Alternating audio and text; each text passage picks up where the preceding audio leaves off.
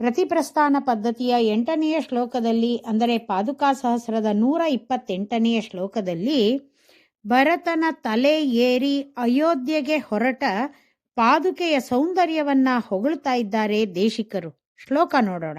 ಸೀತಾ ಸಕಸ್ಯ ಸಹಸಾ ಚರಣಾರವಿಂದಾತ್ ಭಕ್ತ್ಯಾನತೆ ಕೃತಪದ ಭರತೋತ್ತಮಾಂಗೆ ಆರುಹ್ಯ ನಾಗಮಭಿತೋ ಭವತಿ ವಿತೇನೆ ಮಾಯೂರ ಚಾಮರ ಭರಂ ಮಣಿರಶ್ಮಿ ಜಾಲೈಹಿ.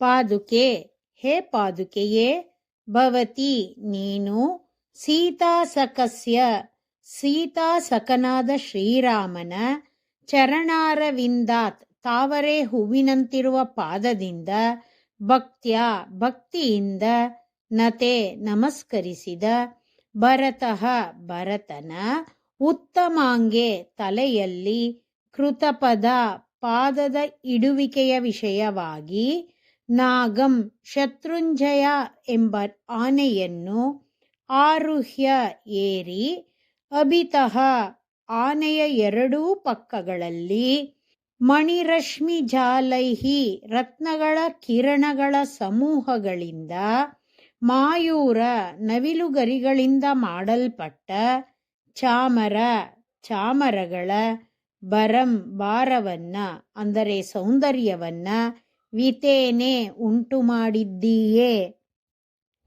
ಭರತ ಶ್ರೀರಾಮನ ಪಾದುಕೆಯನ್ನ ಕೇಳಿದಾಗ ಪಾದುಕೆಯನ್ನ ಅನುಗ್ರಹಿಸಿದ ಶ್ರೀರಾಮ. ಪಾದುಕೆ ಶ್ರೀರಾಮನ ಪಾದದಿಂದ ಭರತನ ತಲೆಯನ್ನ ಏರ್ತು. ನಂತರ ಭರತ ಶತ್ರುಂಜಯ ಎಂಬ ಆನೆಯ ಮೇಲೆ ಪಾದುಕೆಗಳನ್ನು ಇರಿಸಿ ಮೆರವಣಿಗೆಯಲ್ಲಿ ಕರೆತಂದ. ಆನೆಯನ್ನ ಏರಿ ಬರುವಾಗ ಪಾದುಕೆಯಲ್ಲಿ ಹುದುಗಿಸಿದ್ದ ಬಿಳಿ, ಕೆಂಪು, ನೀಲಿ, ಪಚ್ಚೆ ಮುಂತಾದ ರತ್ನಗಳ ಕಾಂತಿಯಿಂದ ನವಿಲುಗರಿಗಳಿಂದ ಮಾಡಿದ ಅನೇಕ ಚಾಮರಗಳು ಬೀಸುವಂತಿತ್ತು.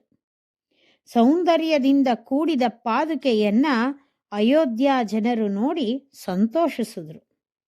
ಆಚಾರ್ಯರುಗಳಿಗೆ ಅವರ ಗುಣಗಳಿಂದಲೂ ಒಳ್ಳೆಯ ಮಾತುಗಳಿಂದಲೂ ಎಲ್ಲೇ ಇಲ್ಲದ ಹಿರಿಮೆ ಬರುತ್ತೆ. ಶ್ರೀಮತೆ ನಿಗಮಾಂತ ಮಹಾದೇಶಿಕಾಯ ನಮಃ.